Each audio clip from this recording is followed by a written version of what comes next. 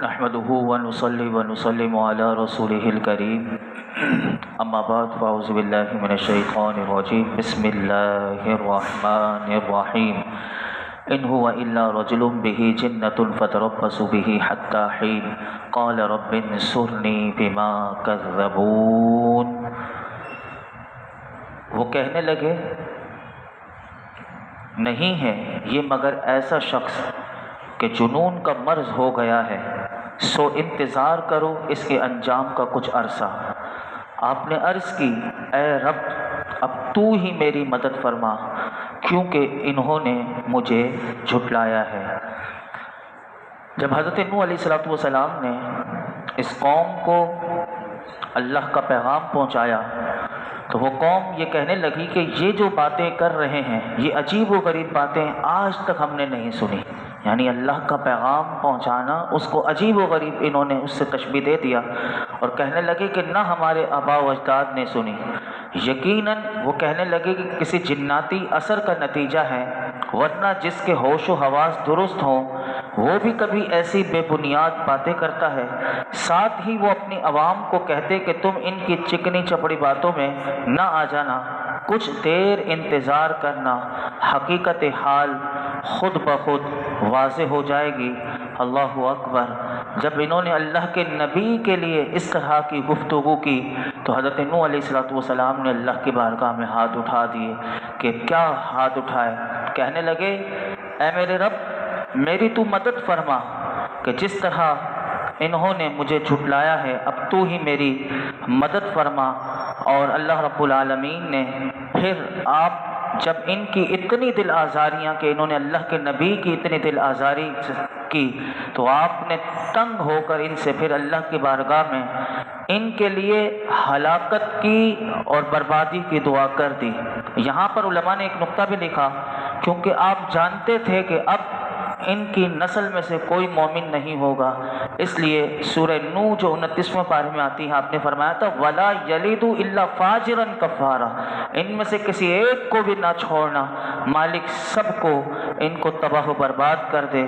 چنانچہ آپ نے جب دعا کر دی تو پھر اللہ تعالیٰ کی طرف سے کیا حکم ہوا وہ سنیے۔ اللہ تعالیٰ نے آپ کو ارشاد فرمایا فَأَوْحَيْنَا إِلَيْهِ أَنِ اصْنَعِ الْفُلْكَ بِأَعْيُنِنَا وَوَحْيِنَا فَإِذَا جَاءَ أَمْرُنَا وَفَارَتِ النُّورُ فَاسْلُكْ فِيهَا مِنْ كُلٍّ زَوْجَيْنِ اثْنَيْنِ وَأَهْلَكَ إِلَّا مَنْ سَبَقَ عَلَيْهِ الْقَوْلُ مِنْهُمْ وَلَا تُخَاطِبْنِ فِي الَّذِينَ ظَلَمُوا إِنَّهُمْ مُغْرَقُونَ۔ تو ہم نے اس کی طرف وحی بھیجی کہ ہماری نگاہ کے سامنے اور ہمارے حکم سے کشتی بناؤ، پھر جب تم ہمارا حکم آئے اور تنور ابل پڑے تو کشتی میں ہر جوڑے میں سے دو اور اپنے گھر والوں کو داخل کر لو سوائے ان میں سے ان لوگوں کے کہ جن پر بات پہلے طے ہو چکی ہے، اور ان ظالموں کے معاملے میں مجھ سے بات نہ کرنا، یہ ضرور غرق کیے جانے والے ہیں۔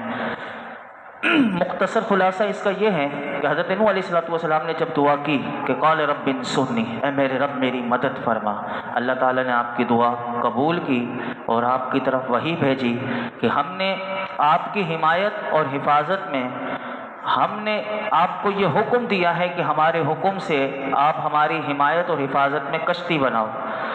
کشتی بنا لو گے اور جب یہ قوم کی تباہی کا وقت آئے گا تو اس کی ایک نشانی بتائی کہ جب عذاب کے آثار نمودار ہوں گے تو جو تنور ہوتا ہے جہاں روٹیاں پکتی ہیں جس طرح کا، فرمایا کہ وہاں ابلنے وہ لگ جائے گا، یعنی وہ پانی سے بھر جائے گا۔ تو فرمایا جب اس میں سے پانی برآمد ہو تو سمجھ جائیے گا کہ یہ عذاب کے شروع ہونے کی علامت ہے، اور اس وقت کشتی میں آپ اور ہر طرح کے جانوروں کے جوڑے میں سے نر اور مادہ اور اپنے گھر والوں میں سے یعنی مومنہ بیوی اور ایماندار اولاد یا تمام مومنین کو داخل کر لو۔ البتہ قرآن نے کہا، اللہ تعالیٰ نے فرمایا ان لوگوں کو سوار نہ کرنا کشتی میں کہ جن پر بات پہلے سے طے ہو چکی ہے اور کلام ازلی میں ان پر عذاب اور ہلاکت جو ہے وہ متعین ہو چکی ہے۔ اس سے کون مراد ہے؟ تو علماء نے کہا کہ حضرت نوح علیہ السلام کا ایک بیٹا تھا جس کا نام کنعان تھا، اور آپ کی ایک اور زوجہ تھی، بیوی تھی، یہ دونوں ایک بیٹا اور ایک بیوی یہ دونوں کافرہ تھی۔ حضرت نوح علیہ السلام کے 3 اور فرزند تھے جن کا نام سام، حام اور یافس، یہ تینوں مومن تھے، اور ان کی جو بیویاں تھیں وہ بھی مومنہ تھیں، اور اس کے علاوہ جتنے دوسرے مومنین تھے ان سب کو آپ نے اس کشتی میں سوار کیا۔ اور علماء کہتے ہیں ایک قول کے مطابق جو کشتی میں سوار ہوئے ان کی تعداد 80 کے قریب تھی، یعنی نصف مرد اور نصف عورتیں، 40 مرد اور 40 عورتیں اس کشتی میں سوار ہوئے۔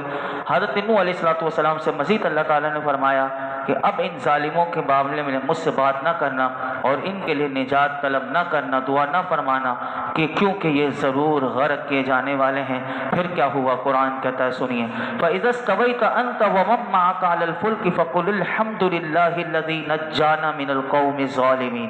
پھر جب تم اور تمہارے ساتھ کشتی والے، فرمایا کہ تمہارے ساتھ والے کشتی پر ٹھیک بیٹھ جاؤ تو تم کہنا کہ تمام تعریفیں اس اللہ کے لیے کہ جس نے ہمیں ان ظالموں سے نجات دی۔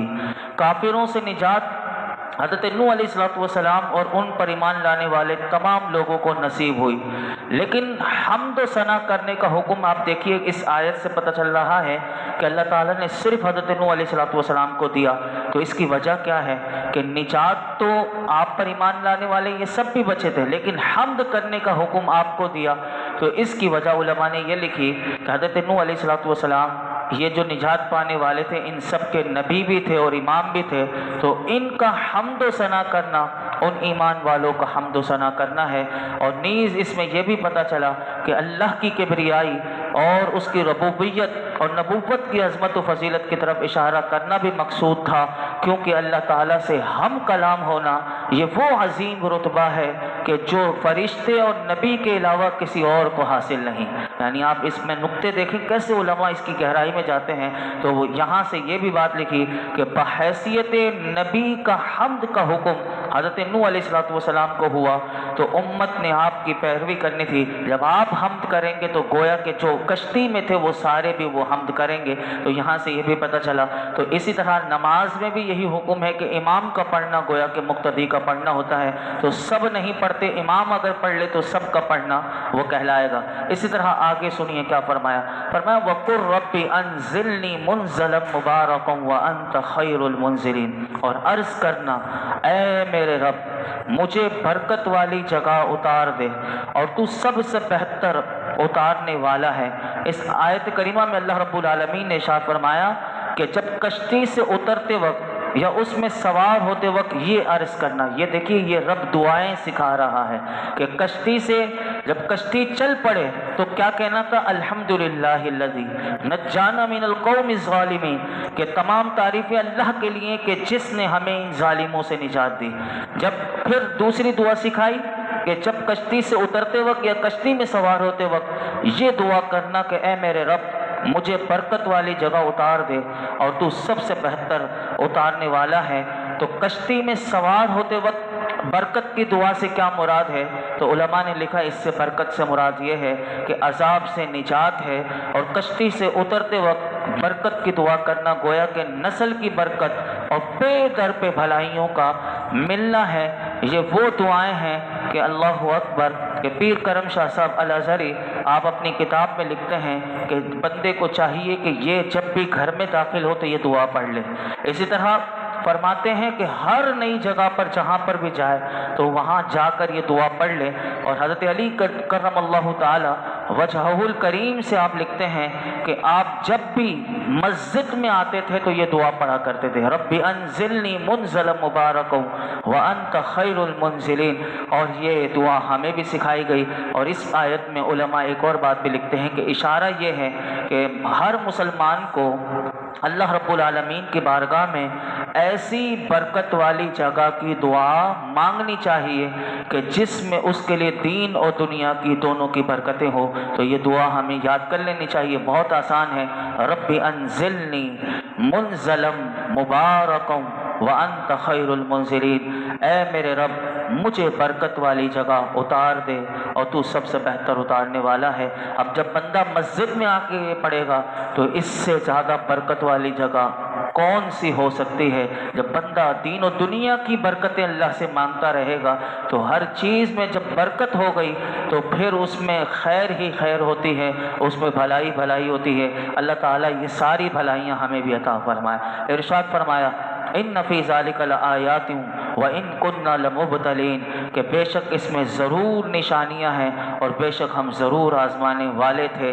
یعنی حضرت نوح علیہ السلام کے واقعے میں قرآن کہتا ہے، اور اس میں جو دشمنان حق کے ساتھ کیا گیا، قرآن کہتا ہے ضرور نشانیاں، عبرتیں، نصیحتیں اور اللہ کی قدرت کے دلائل ہیں۔ اور بے شک ہم نے حضرت نوح علیہ السلام کو اس قوم میں بھیج کر اور ان کو واعظ و نصیحت پر معمور فرما کر انہیں ہم ضرور آزمانے والے تھے، تاکہ ظاہر ہو جائے کہ عذاب نازل ہونے سے پہلے کون نصیحت قبول کرتا ہے اور تصدیق اور اطاعت کرتا ہے، اور کون نافرمان تکذیب اور مخالفت پر ڈٹا رہتا ہے۔ یہ ہمارے لیے بھی پیغام ہے کہ ہم قرآن اللہ کی طرف سے نازل ہو چکا ہے، اس قرآن میں ہمارے لیے بہت سی نشانیاں، عبرتیں اور نصیحتیں ہیں۔ ہم میں سے بھی کون اس قرآن سے فائدہ اٹھاتا ہے اور اپنی زندگی میں اس کا نور لیتا ہے۔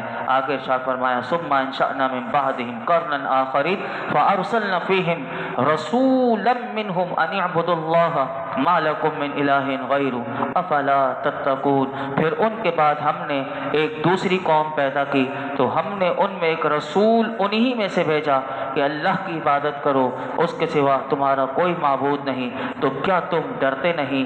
حضرت نوح علیہ السلام کی قوم پر عذاب نازل کرنے اور اس کی ہلاکت کے بعد اللہ تعالیٰ فرماتا ہے کہ ہم نے ایک دوسری قوم پیدا کی، یعنی یہ قوم ختم، اب دوسری قوم اللہ تعالیٰ لے کر آ گیا، اور فرمایا کہ اس میں ہم نے ایک نبی کو بھیجا۔ اور یہ کون سی قوم تھی؟ تو علماء نے لکھا کہ حضرت ہود علیہ السلام کی قوم عاد ہے، اور اس کا ذکر اللہ نے اب یہاں پر مختصر انداز میں کیا، اور فرمایا کہ ہم نے قوم عاد میں انہی میں سے ایک رسول بھیجا کہ جن کا نام حضرت ہود علیہ السلام، اور ان کی معرفت، اس قوم کو حکم دیا آپ نے کہ اللہ کی عبادت کرو، اس کے سوا تمہارا کوئی معبود نہیں۔ کیا تم اللہ کے عذاب سے ڈرتے نہیں تاکہ شرک چھوڑ کر ایمان قبول کر لو؟ پھر قوم کے انہی لوگوں نے پھر کیا کہا تھا؟ جیسے نوح علیہ السلام کے ساتھ گفتگو چلی تھی، اس قوم کے سرداروں نے کیا کہا تھا، آگے کل اس قوم نے بھی حضرت ہود علیہ السلام کو کیا کہا، کل ہم سماعت کریں گے۔ یہاں سے ایک دوسرا واقعہ شروع ہوا۔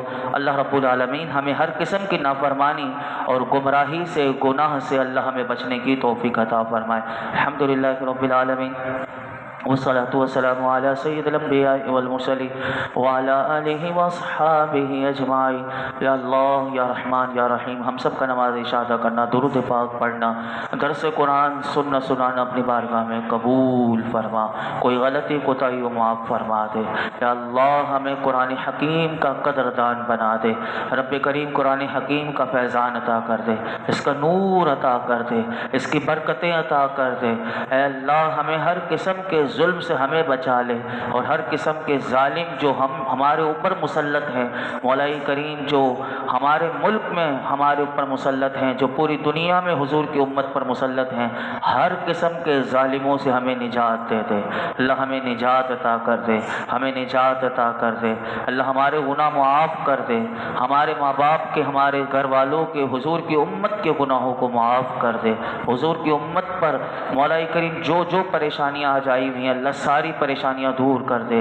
میرے آقا کی امت کی خیر فرما، ہم سب کی، ہمارے گھر والوں کی خیر فرما، ہمیں عافیتیں، سلامتیاں، عزتیں، نعمتیں، راحتیں، سکون عطا فرما، رزق کی فراوانی عطا فرما، رزق حلال وسعت سے عطا فرما، برکت والی، عزت والی، حلال طیب مبارک پاک روزی عطا فرما، حرام کو لقمے سے بچا لے۔ اللہ حضور کی امت میں جو بیمار ہیں سب کو شفا دے دے۔ نسیم قریشی صاحب، سکندر کی والدہ، اور افشا بی بی، علی کی والدہ، ندیم بھائی، جاوید بھائی، مولا کریم نہ جانے کس کس نے مجھے دعا کے لیے کہا، مولا کریم ان نمازیوں میں، ان کے گھر والوں میں جو بیمار ہیں، ہمارے رفیق بھائی کی اہلیہ، اللہ سب کو شفا عطا فرما، سب کی بیماریاں دور کر دے، سب پر کرم فرما دے۔ یا اللہ یہ جتنے حاضرین موجود ہیں، ان کے دلوں میں جو جائز مرادیں ہیں، اپنی رحمت کی نظر فرما۔ وصلی اللہ تعالی علی خیر خلق محمد وعلی آلہ وصحبہ اجمعین۔